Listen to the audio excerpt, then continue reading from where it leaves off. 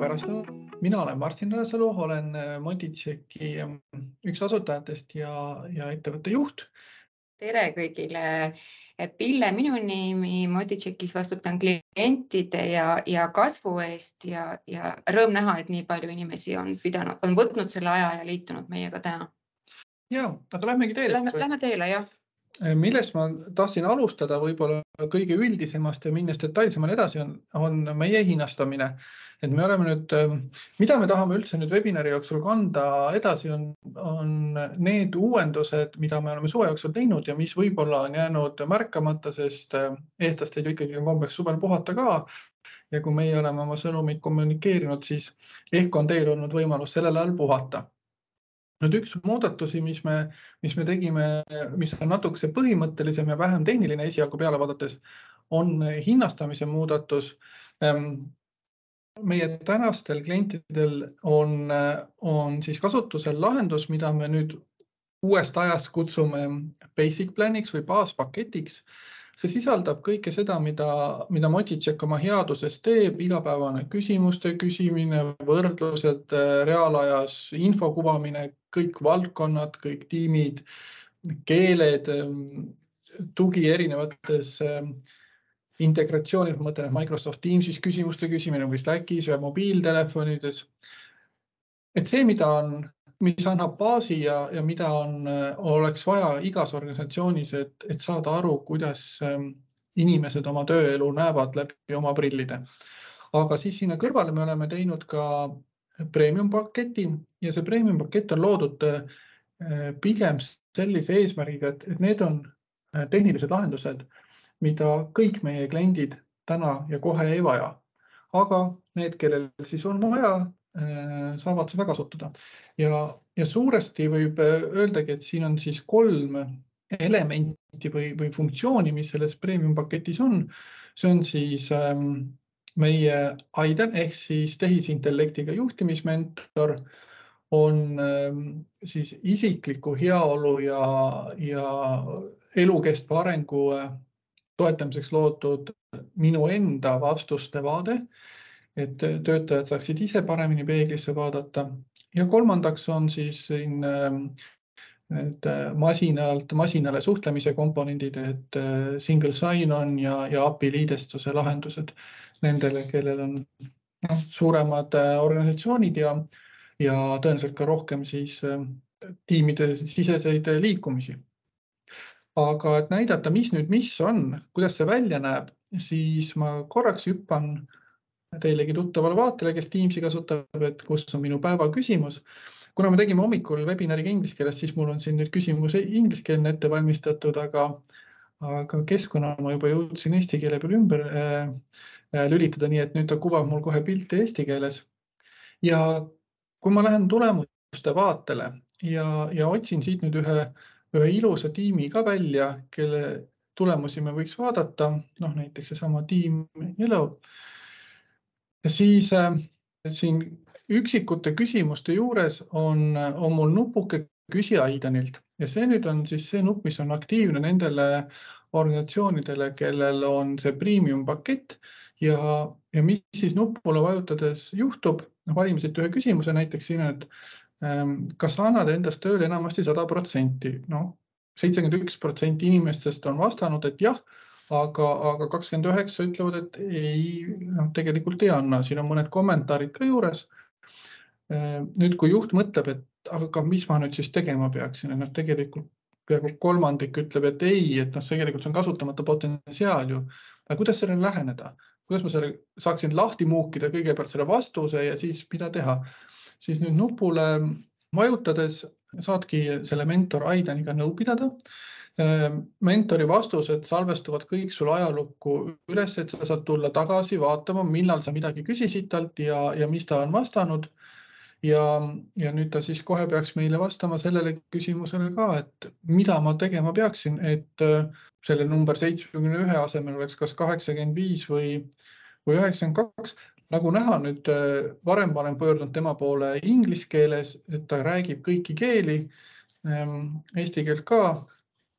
Ja vastused annab siis vastavalt nii pikalt, kui ta arvab, et on vaja sel teemal esiteks rääkida, aga siin on siis välja toodud, mida ta näeb meie osakonnas. Ta pakub välja vähemalt 3 lahendust, mida võiks kaaluda teha esiteks, teiseks ja kust alustada, ja sina saad temaga edasi pidada dialoogi. See funktsioon on kättesaadav kõikidele juhtidele, tavalistele töötajatele ei ole, kellel ei ole juhi rolli, ja seda dialoogi saab pidada nii nagu teise inimesega teisel pool ekraani, chatiks sõbraga või inimesest mentoriga.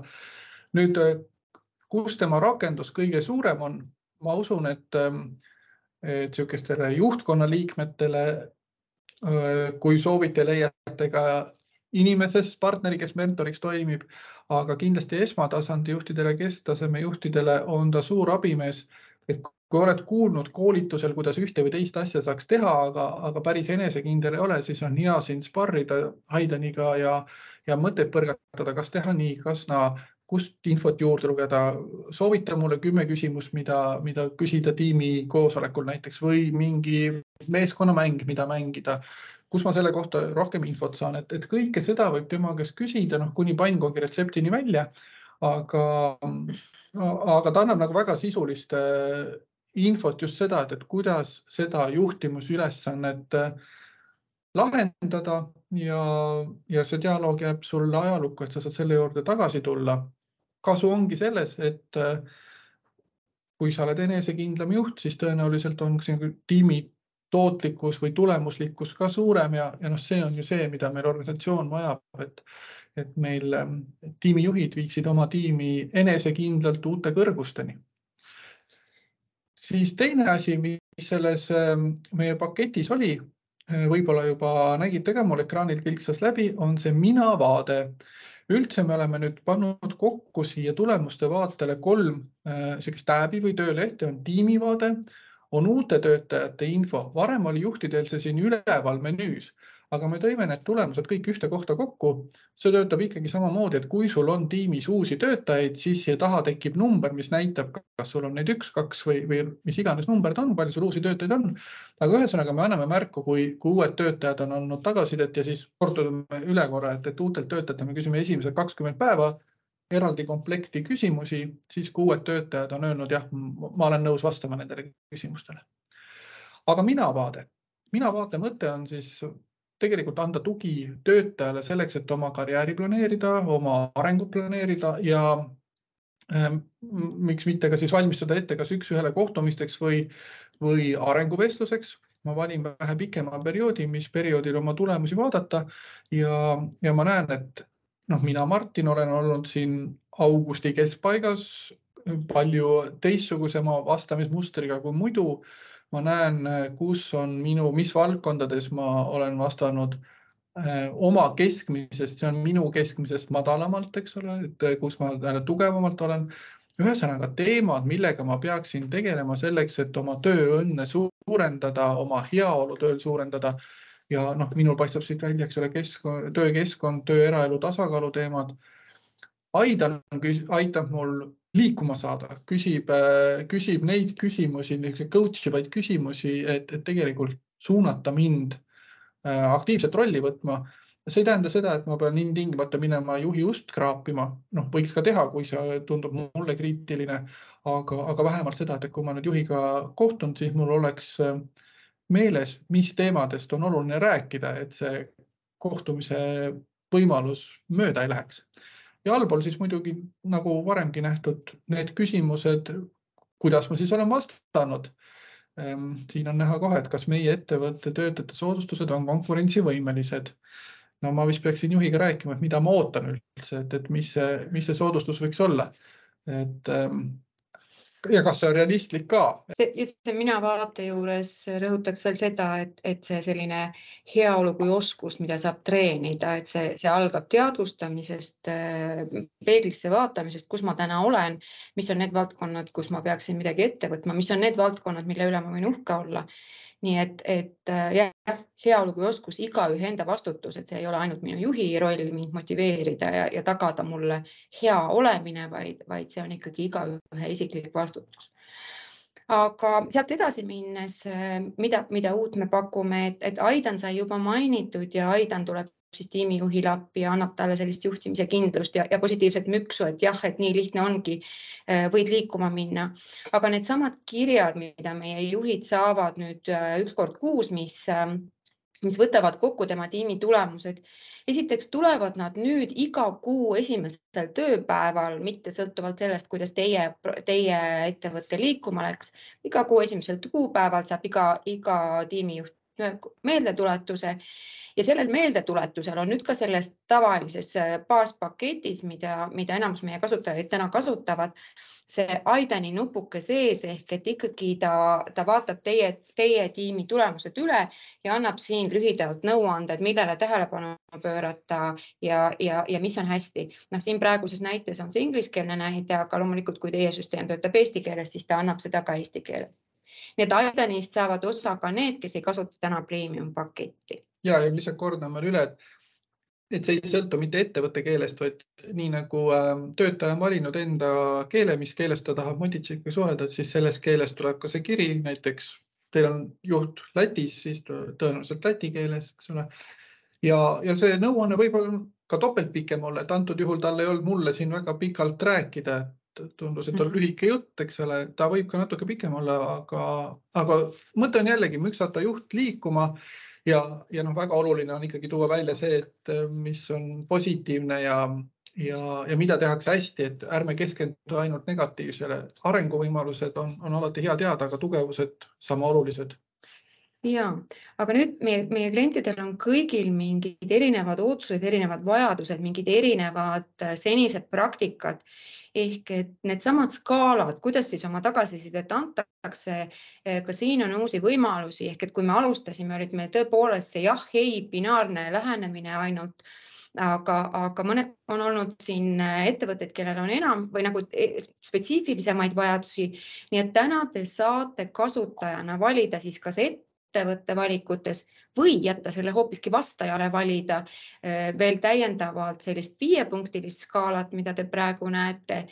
Ja kõige värskema lahendusena on siis võimalus jätta see keskmine sealt vahelt ära ja vastata kas jah, pigem ei või ei.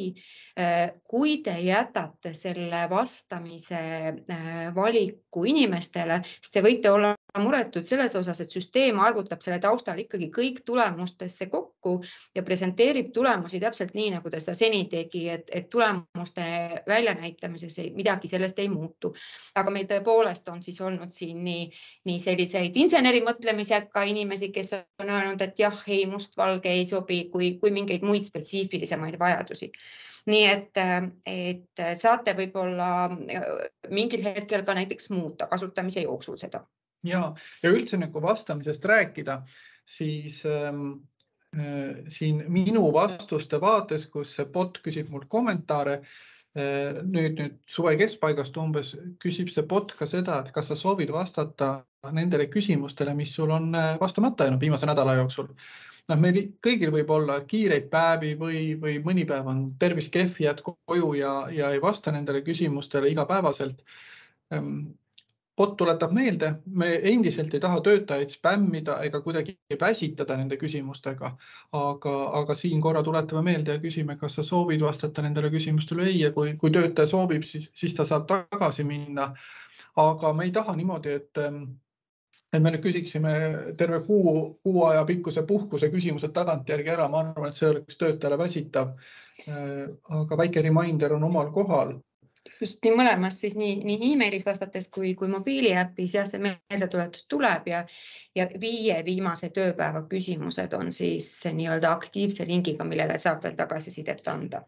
Ja kui üldse vastamisest rääkida, siis kuna meil nüüd on kliente ka Poolamaal, siis saab ka poola keeles vastata. Me lisame neid keeli ka vastavalt nii, nagu meil kliendi vajadused tekivad.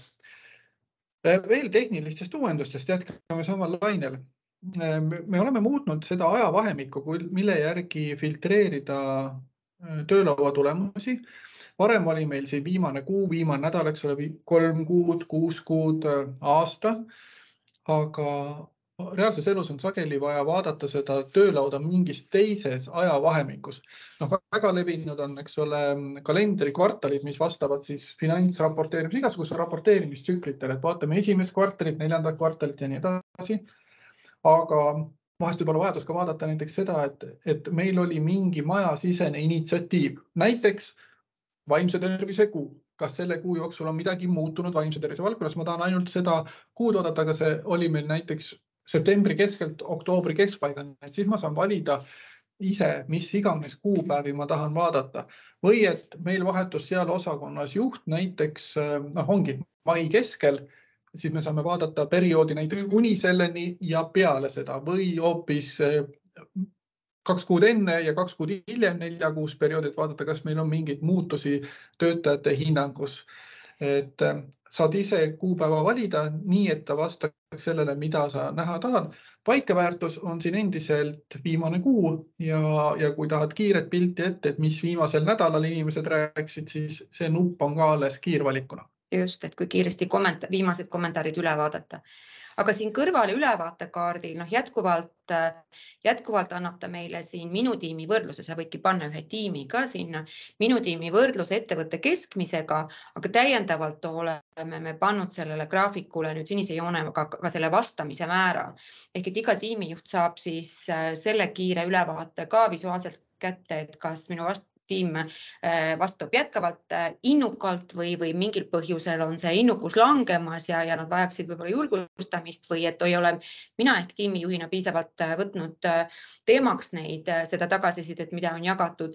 Nii et ka seal jälgida seda trendi ja jälgida muutust ja leida üles võib-olla need hetked, kus ühtäkki töötajad ei rääkinud enam kaasa või vastupidi, et mis juhtus sellel ühel päeval, kui kõik allüksuse inimesed tahtsid oma vastuse anda, et mis need teemad tookord olid.